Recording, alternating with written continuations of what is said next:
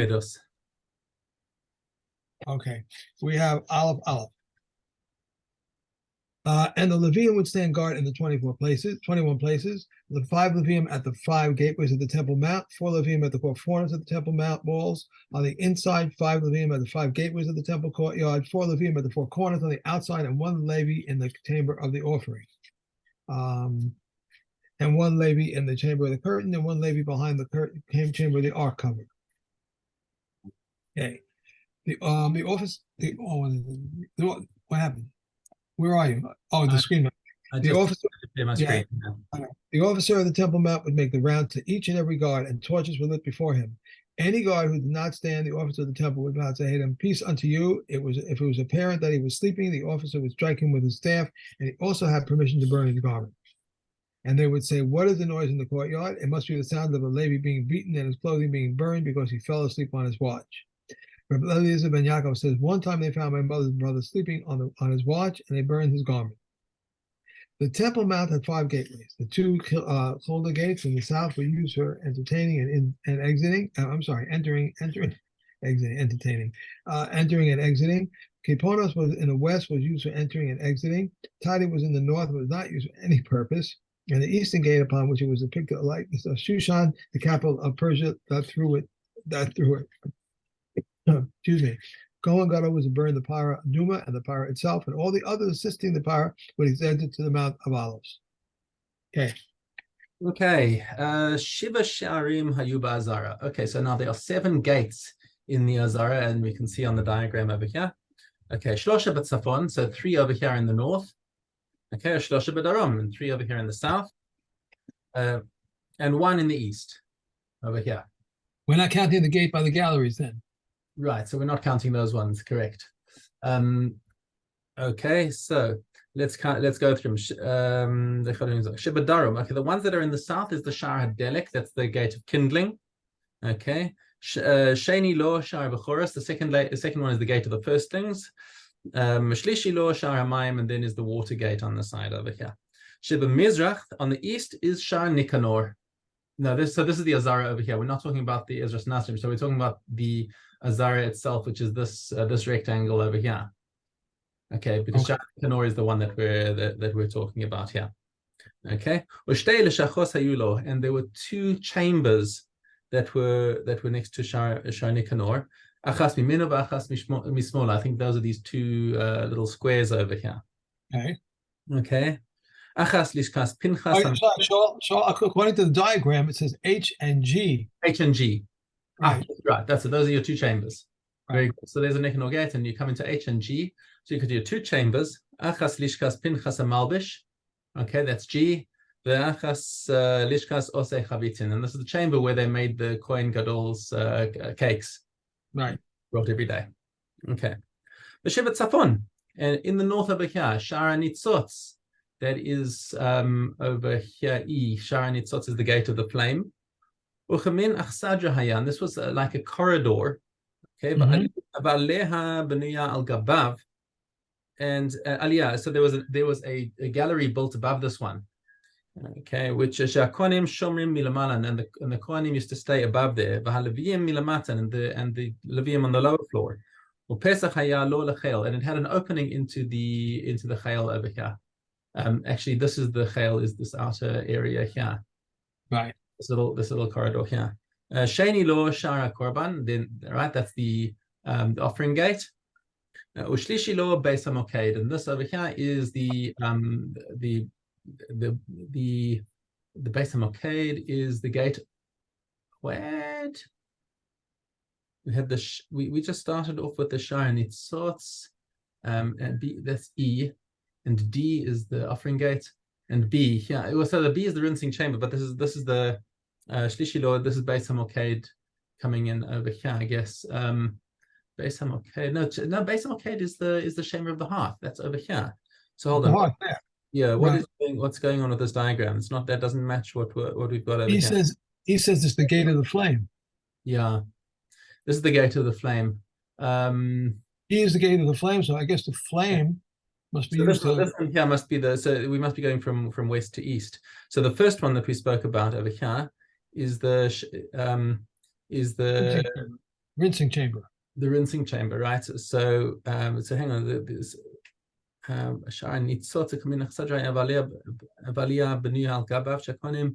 so this over here, let's just see. Let me take a look at the diagram in my Kahati, because that will probably have it a little bit better. Okay. So we're talking about here base and nitzots. Yeah, this is base and nitzots over here. This one B is base and nitzots. And then comes base and moked. Is that, yeah, this is the base and moked over here. And over here is the Lishka Sagola. The hearth. Wait, oh, no. Yeah. Oh, this. Okay, I'll tell you what. We have a steer between these things. I think this diagram over here, it does not match what we've got in Kahati over here. So we're gonna have to start using a different diagram. I'll look for another one in the future. But basically, according to it says that the gate on the top, the one that says E and the little lines below it, in my thing, it says that's the gate of the hall of the flame. Yeah. One underneath it is the chamber of the offering. No, wait, the one underneath is the. I have two diagrams. One I have a person blessed in black, and one in white. The one in black says is the gate of the hall of the fire, and then 8 says that it's the chamber of the offering, and then there's the hall of the fire next to it. So what we have here is I'm looking at the diagram on the left side. On the left side, if there was a person in that little circle, it would be called the chamber of the offering. On the right side, directly opposite him, it would be the gate of the offering. No, the gate of the offering is on the southern side. So that's wrong. Wait, we want to look at the northern one. That would be the hall of the fire. So the hall of the fire is to the right of that vertical line going down. That's what it says here in this diagram. Okay, so I'm gonna just ignore this for a second and take a look again at the Mishnah Hay. Okay. In the north, we've got the Shara Nitzots. That is the one that's furthest to the west. Okay. That's based on Nitzots, and that one had a bit of something of a corridor in it, and it had a gallery built on top of it. Okay, the Kohanim were above and the Levim were below, and it had an entrance into the Chayil. Okay. Next one is the Shara Korban. Right, the Shara Korban is the second entrance, which is D. Okay, and that also matches our diagram over here. So we were previously talking about B over there, but Sheni Pesach Hayalo, Sheni lo Shara Korban, Shlishi lo Beis HaMoked, and the base now according to this diagram, my diagram in Kahati has the Shara Korban opening into the Beis HaMoked. Where is that? Show me, see your arrow. Your arrow you're talking about. But that's basically over here. This is it was coming into here basically, and this would be the base. This would be the Beis HaMoked. But I don't know why that's called the diagram here doesn't. I mean, it's saying that there are 3 entrances. Okay, and the 3 entrances over here. The last one over here is called the Shar. Oh gosh, this is so small. I cannot read what this says, but it's Shar something. Shar HaMayim, is that the Shar HaMayim? Could be Shar HaMayim. I have here where B is. Where B is, I have something called the gate of the ray. That's the opening into the Kale, and from the outside, it's called over here. It's called chamber of the ray, chamber of the ray, gate of the ray, and chamber of the ray. The ray. The ray, R-A-Y, right? I don't know what that is in Hebrew. So I can see the gate of the water gate. Let me see if I can find it. Oh, I'm doing the wrong thing. Okay, let's come back here and let's leave for Mishnah Hay for now, because I think we may get some clarity when we go a little bit further in these Mishnayos. Okay, Mishnah Vav talks about the Arba L'Shachos Hayuba Beis HaMoked. So the Beis HaMoked, which we are saying is according to the Kahati diagram, That's this guy over here. Number C is which they've erroneously called the parva chamber.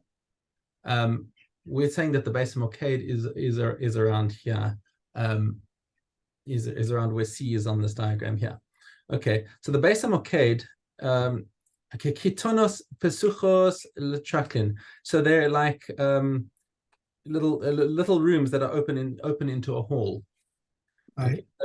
Okay, Stein b'Kodesh, Stein b'Chol. So the Beis HaMoked itself was actually straddling the Kodesh and the Chol. There was a line in the middle of the Beis HaMoked that said this here is the Kodesh and outside is Chol. Okay, so if you've got a chamber in each corner, then two are going to be in Kodesh and two are going to be in Chol. Okay, so the southern side is Kodesh and the northern side is Chol. Okay. And they made a special row of tiles to show the line between Kodesh and Chol. And what were these four chambers?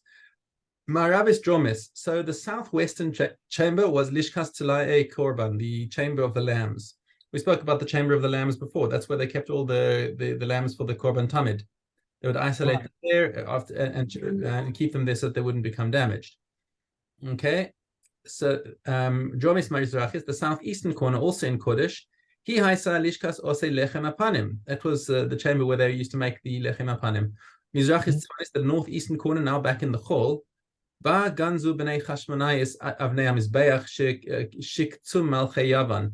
So after the temple was defiled by the Seleucid Greeks in the time of Hanukkah, they had to dismantle the mizbech because it had been used for avodah zarah. So they dismantled it, but they kept the stones as it was a geniza for the stones of the altar. Tzfonis Maravis in the northwestern corner by Yordim lebeis Tefillah. That was the secret tunnel, the special tunnel that the Kohanim. Remember the Kohanim, if they had a carrier mission at night, then they would go down that tunnel to get to the mikveh. So, and of course the exit had to be in Chol because they were remember they're sleeping in Chol and they're not allowed to go into the Kodesh if they're tameh. Okay, and that was where they went through, and hopefully we'll clarify more about these chambers, and I'll see if I can find a better diagram to share. I have from the course that I took with Rabbi Lubling. Unfortunately, I don't remember everything about it, but I think there are some good diagrams. I'll try to take a look at them and see if I can find any good diagrams. And if I find anything, I'll try and send it to you. That we can share in future. Yeah. Okay. Okay, Tamid. Okay, let me just get this over the right place. So tomorrow we start with Galin. Tamid. Okay, base hay. No, Gimel hay. The one who won the privilege of the Talmud pulls it and goes to the slaughtering area, and those who won the privilege of carrying the limbs follow him. The slaughtering area was located to the north of the altar, and so on it were 8 dwarf pillars, and a square of cedar was on top of them. And iron hooks were set into the cedar blocks, and there were 3 sets of hooks for each and every one, from which they would hang the animals and skin them upon marble tables that stood between the pillars. The ones who won the privilege to clear the ashes from the inner altar and from the menorah would proceed, and 4 vessels were in their hands, the basket, the jug, and the 2 keys. The basket was similar to the large takav vessel made of gold. It holds 2 kavs and a half. And the jug is similar to a large pitcher made of gold. And regarding the 2 keys, there is one that he thrust into the armpit and one which he opened quickly. He came to the northern minor doorway, and the great gate had 2 minor doorways, one on the north and one on the south. The one to the south, no man ever entered through it, and the reason for this was that the prophet Yechezkel explained that Hashem said to me, this gate shall be closed, it shall not be opened, the man shall not come through it, and because Hashem, the God of Israel, comes through it, it shall be closed. He took the key and opened the minor doorway and entered the cell, and from the cell to the Hekel, until he reached the great gate. When he reached the great gate, he removed the bolt and the locks and opened it, and the slaughterer would not slaughter until he heard the sound of the great gate being opened. Okay. And we are on to Christos. This is Aleph Hay. Yeah. The following did not bring an offering. She who bought a shell filled with water or filled with blood or filled with a varicolored substance. She who bought something resembling fish, locusts, abominating creatures, or crawling things. She who bought on the 40th day. and one who delivers by cesarean section. Reb Shimon declares liable one who delivers by cesarean section. She who aborts on the eve of the 81st day, Beit Shammai says, exempts her from an offering, but Beis Hillel declares her liable. Said Beis Hillel to Beit Shammai, in what ways are the evening preceding the 81st day different from the 81st day itself? Furthermore, if it is the same regarding Tumah, should it not be the same regarding an offering? Beis Shammai replied to them, no. If you said regarding a woman who aborted on the 81st day, it's because it came out at a time when she is fit to bring an offering. Will you say of it of one who aborts on the evening preceding the 81st day, or it did not come out at the time when she is fit to bring an offering? Replied Beis Hillel, but she who aborts on the 81st day that fell on Sabbath, to prove our point, for it did not come out on a time when she was fit to bring an offering, yet she is liable to an offering. Replied Reb Shammai, no, if you said of one who aborted on the 81st day that fell on the Sabbath, for even though it is unfit for personal offering, it is fit for communal offering. Will you say of one who aborted on the evening of the 81st day, since the night is fit neither for a personal offering nor a communal offering? Moreover, the law of the blood is not conclusive, since if a woman aborts within the Middos period, the blood is ritually contaminated, yet she is exempt from an offering. Okay, good. Okay.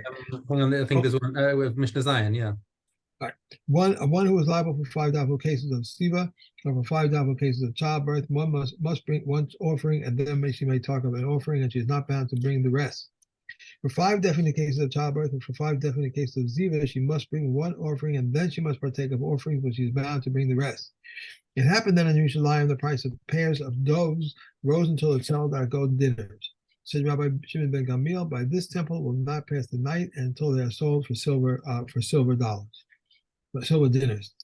He entered the Beit Din and taught, if a woman must bring offerings for 5 definite cases of childbirth or for 5 definite cases of ziva, she must bring an offering, and then she might partake of the offerings, and she may not be bound to bring the rest. And from that day, the price of pairs of doves dropped until it sold at 2/4 of a dinner. Okay. Okay, next. We are on to Menachos. Very good. Okay.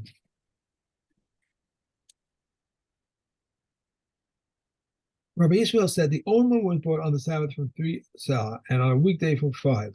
But the sages say whether on the Sabbath or a weekday it came from 3. The Kanina, the administrator of Hanan, said on the Sabbath it was reaped by an individual with 1 sickle and 1 basket on a weekday by 3, and 3 baskets for 3 sickles. But the comments say whether on Sabbath on the weekdays it was done by 3 people with 3 baskets and 3 sickles. The mitzvah of the Omer is that it comes from the closest fields, and as that which is closest to Jerusalem did not ripen, we may bring it from any place. It once occurred that it came from Gagos to Ferrin, the Zirfin, and the Shittim from the Ein Chokek Valley. How did they do it?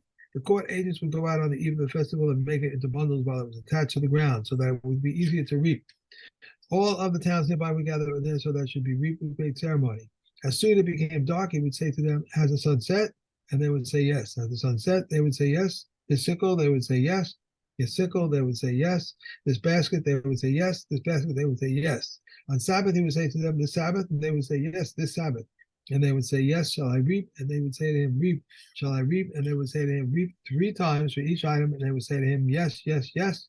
Why was all this necessary? Because of the by you two sin who were there, who said that the Omer was not reaped on Yom Tov. Okay. They would reap it and place it in the basket. No, we're done. That's it? Yeah. All right. Okay. And let me see here. Yep. Above bet. One who hires craftsmen and they retract, they are at a disadvantage. If the hire retracts, he is at a disadvantage. Who deviates is at a disadvantage, and whoever retracts it is at a disadvantage. If one rents a donkey to drive it on the mountain, and he drives it in the valley or the valley and drives it in the mountains, even if this is 10 mil, and it dies, he is liable.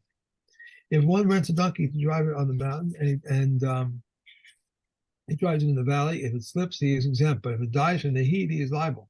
If he rents it to drive in the valley and it drives on the mountain, if it slips and he's liable, but if he dies from the heat, he is exempt. If he dies because of the ascent, he is liable. If one rents a donkey and becomes blind or sees by public service, he may say to him, that which is yours is before you. If he dies and breaks a leg or breaks the legs, he is obligated to provide him with another donkey. If one rents a cow to plow on the mountains and he plows in the valley, if the coulter breaks, he is exempt. If he rents it to plow in the valley and he plows on the mountains and the coulter breaks, he is liable. To thresh horns and threshes grain. If he is exempt, he thresh grain, he threshes beans, he is liable because beans are slippery. Okay. Sachim. Okay.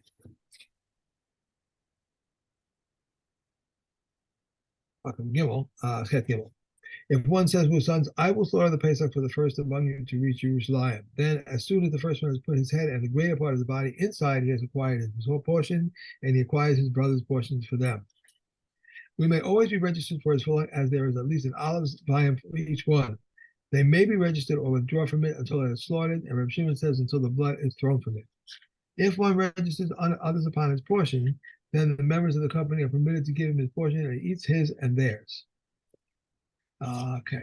If Azav will experience 2 discharges, and they may slaughter on his behalf on the 7th day. If he experienced 3, they may slaughter on behalf of his 8th day. The woman who observes the day against the day, they may slaughter on her behalf on her 2nd day. And if she experienced discharges for 2 days, they may slaughter on her behalf on the 3rd day. And the Zava, they may slaughter on behalf of the 8th day. Yeah. Okay. And we have Makshirin.